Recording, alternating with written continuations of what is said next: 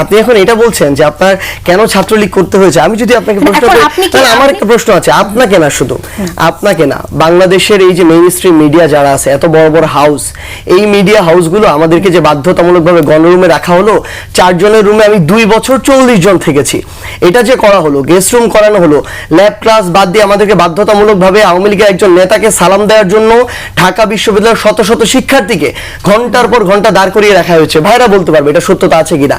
এটা যখন করা হলো, এই মিডিয়া হাউসগুলো কথাই ছিল, এই বুদ্ধিজীবী সমাজ, সুশীল সমাজ, আপনাদের মতো যারা উপস্থাপক কিংবা বাংলাদেশে এই জানা আমার শেষ করতে দিতে হবে, কারণ আমার জীবনে শত শত ঘন্টা এই ছাত্রলীগের নোংরা কালচারগুলো নষ্ট করেছে। তখন ঢাকা বিশ্ববিদ্যালয়ের একজন শিক্ষকও কথা বলে নাই, কোনো একটা মিডিয়া হাউসের একজন সংবাদকর্মী গণরুমে যায় আপনি কি করেছেন সেটা আমি প্রশ্ন করছি। আপনি যখন মিডিয়ার কথা বলছেন, আমি তো জানি মিডিয়া কি করেছে সেটা আমরা নিজেই দেখেছি। আপনাকে নিয়ে যে অভিযোগগুলো আসে এর মাঝে কিন্তু খুব কমন একটা কোশ্চেন আমরা খুব শুনি, সেটা হচ্ছে যে আপনি ছাত্রলীগের সাথে ছিলেন, ছাত্রলীগ করেছেন, ছাত্রলীগের সাথে ছিলেন, আপনি মুজিবের পক্ষে ভাষণ দিয়েছেন, প্রচার করেছেন। একজন সার্জিসকে কেন ছাত্রলীগ করতে হয়েছিল? হ্যাঁ, আচ্ছা শুনেন, এটা হচ্ছে কষ্ট লাগার কিছু নাই, হ্যাঁ, এটা হচ্ছে ফ্যাক্ট বা রিয়েলিটি। এটা আমি 2017 সালে ঢাকা বিশ্ববিদ্যালয়ে ভর্তি হয়েছি।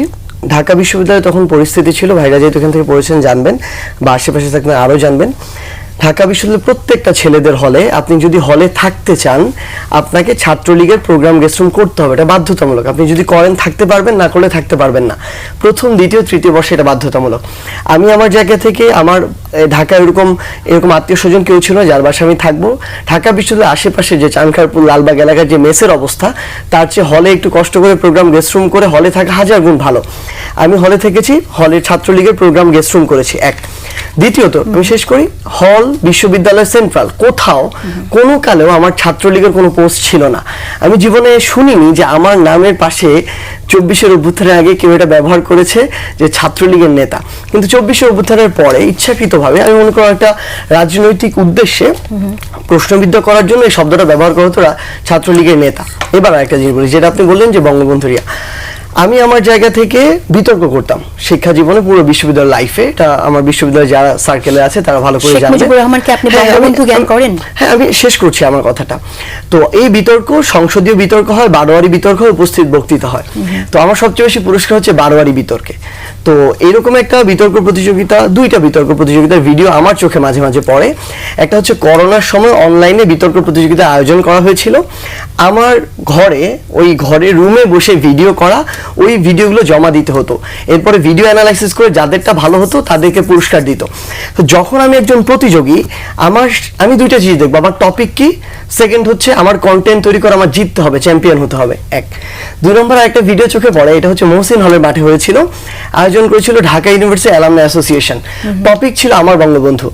আমি হল চ্যাম্পিয়ন হয়েছিলাম। এরপরে বিশ্ববিদ্যালয়ের 18টা হলের আরেকটা ফাইনাল স্টেজ হয়, সেখানে আমি অংশগ্রহণ করি, আবার সেখানে অংশগ্রহণ করি চ্যাম্পিয়ন হওয়ার জন্য।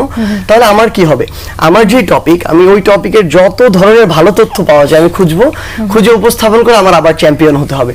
তো এটাই আমি উপস্থাপন করেছিলাম, এবং এই 2টা ভিডিও আমি মাঝে মাঝে আমার জায়গা থেকে দেখি। আমি বুঝলাম, কিন্তু এটা তো সত্যি যে সার্জিস ছাত্রলীগ করেছে। তখন ছাত্রলীগের আমি আপনাকে ছাত্রলীগের যে সভাপতি, তার সাথে আপনার ছবি আছে, শেখ হাসিনার সাথে ছবি আছে, তার পক্ষে যে বক্তব্যগুলো আছে। আমার কথা হচ্ছে, তাহলে ছাত্রদল ওখানে কি করে থাকলো ইউনিভার্সিটিতে? কোথায় ছাত্রদল ছিল না? প্রত্যেকটা ঢাকা ইউনিভার্সিটি যারা পড়ালেখা করেছে তাদের প্রত্যেককেই কি মুজিবের স্লোগান দিয়ে পড়ালেখা করতে হচ্ছে? আমি কথা যেটা বলিস আপনি বুঝেন নাই। ঢাকা ইউনিভার্সিটিতে যারা হলে থেকেছে, ধরেন ছাত্রদল অনেকে ছিল, হলে থাকে নাই, বাইরে থাকতে হয়েছে, ভাই বলতে পারবে, ইভেন ক্যাম্পাসে ঢুকতে দেয় নাই।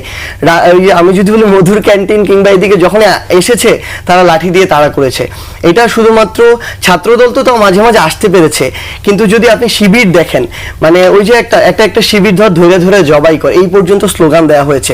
তো ফ্যাক্ট হচ্ছে, আপনি এখন এটা বলছেন যে আপনার কেন ছাত্রলীগ করতে হয়েছে। আমি যদি আপনাকে প্রশ্ন এখন করি, আপনি কি- তাহলে আমার আপনি- একটা প্রশ্ন আছে, আপনাকে না, শুধু আপনাকে না, বাংলাদেশের এই যে মেইন স্ট্রিম মিডিয়া যারা আছে, এত বড় বড় হাউস, এই মিডিয়া হাউসগুলো আমাদেরকে যে বাধ্যতামূলকভাবে গণরুমে রাখা হলো, 4 জনের রুমে আমি 2 বছর 40 জন থেকেছি, এটা যে করা হলো, গেস্ট রুম করানো হলো, ল্যাব ক্লাস বাদ দিয়ে আমাদেরকে বাধ্যতামূলকভাবে আওয়ামী লীগের একজন নেতাকে সালাম দেওয়ার জন্য ঢাকা বিশ্ববিদ্যালয়ের শত শত শিক্ষার্থীকে ঘন্টার পর ঘন্টা দাঁড় করিয়ে রাখা হয়েছে। ভাইরা বলতে পারবে এটা সত্যতা আছে কিনা।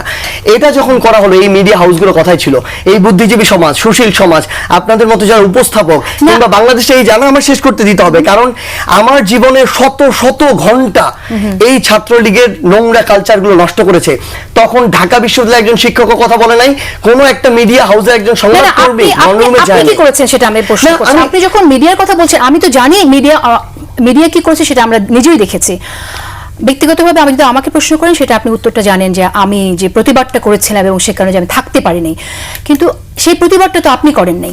আমি প্রতিবাদ করি না। আপনার মানে আপনার কি আপনি তো- মাথা ঠিক আপনি আছে এই তো- মুহূর্তে? আমাকে শুনেন, আপনি ছাত্রলীগের এতটা দীর্ঘ সময় জুলাইয়ের 4 তারিখে, আমার কথা শুনেন, জুলাইয়ের 4 তারিখে ঢাকা বিশ্ববিদ্যালয় থেকে আন্দোলনের নেতৃত্বে প্রথম সারিতে যারা ছিল, তাদের মধ্যে যাকে প্রথম ছাত্রলীগ হল থেকে বের করে দিতে নিছে, তার নাম হচ্ছে সার্জিস। না, আমার শুনুন, আমি শেষ করব। এই জুলাই অভ্যুত্থানের নেতৃত্বে সর্বপ্রথম 5ই জুন যারা একসাথে মিলে 6 জুন শহীদ মিনারে 3টায় প্রোগ্রাম অর্গানাইজ করে, তাদের মধ্যে একজনের নাম সার্জিস। এই অভ্যুত্থানের আচ্ছা। সামনে সারিতে থেকে যে কয়েকজন নেতৃত্ব দিয়েছে, কিন্তু তার একজনের নাম আমার সার্জিস। প্রশ্নটা- আপনি কিভাবে বলেন যে আমি প্রতিবাদ করি এই কথা? না না না না না সার্জিস, আমি আপনার গণঅভ্যুত্থানে আপনার ভূমিকাকে ডেফিনেটলি ক্রেডিট দেই বলেই আমি আপনার সাথে এটা নিয়ে কথা বলছি। ক্রেডিট দেই বলে আমি এই প্রশ্নগুলো যখন মানুষের মুখ থেকে শুনি, সেটা জবাব দিতে চাই বলে আপনার কাছে জবাব জানতে চাইছি যে আপনি দীর্ঘ সময় ছাত্রলীগে থাকলেন, তার ছাত্রলীগের যে অপকর্মের দাগ আছে, সেই দাগটা তো আপনাকেও কেউ কেউ লাগাতে চায়, সেটার দায় আপনি কিভাবে লাগাবেন? এবং আপনার আরেকটি প্রশ্ন শেষ করে নিই সার্জিস, আমি সেটা হচ্ছে আপনার দলে যারা নেতাকর্মী আছে, সেই নেতাকর্মীকে আপনি কি শিক্ষা দিবেন যে তারা এভাবে কোনো ফ্যাসিজম দেখলে এভাবে ছদ্মবেশে থেকে যাবে? ফ্যাসিজম দেখলে ছদ্মবেশে থেকে যাবে কিভাবে? যেভাবে আপনি ছিলেন? না, কোনদিনও না। আপনি এই কথা বলতেই পারেন না। সবচেয়ে বড় কথা হচ্ছে, আমি ঢাকা বিশ্ববিদ্যালয়ের পঞ্চগড় থেকে ফার্স্ট ইয়ার একজন ছেলে 2017 সালে পড়তে এসেছি। আমার ওই সামর্থ্য আছে ছাত্রলীগ, শেখ হাসিনা কিংবা এই পুরো রেজিমটার বিরুদ্ধে দাঁড়ানো? আমি 2017 সালে এখানে এসেছি। 9 থেকে 17 সালে এটা কিভাবে আসলো? তখন বাংলাদেশের রাজনৈতিক দলগুলো কি করেছে? আরো যারা এত বড় বড়, না না আমার শেষ করতে হবে, আপনি তো প্রশ্ন করেছেন, আমার তো উত্তর দিতে হবে। এই যে এত বড় বড় স্টেক হোল্ডার যারা এখন নিজেদেরকে অনেক বড় কিছু দাবি করে, তারা তাদের জায়গা থেকে কি করেছে?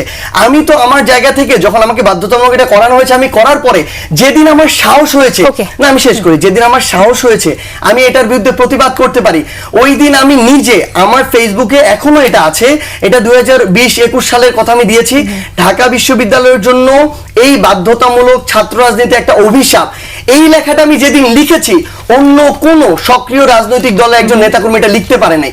এটা করেই আমরা সেখান থেকে বের হয়ে এসেছি। আর যদি আগ্রহ থাকতো বা কোনো কিছু সুবিধা নেওয়ার ইচ্ছা থাকতো, তাহলে তো একটা পোস্ট নিতাম। কখনো পোস্ট নেই নাই তো।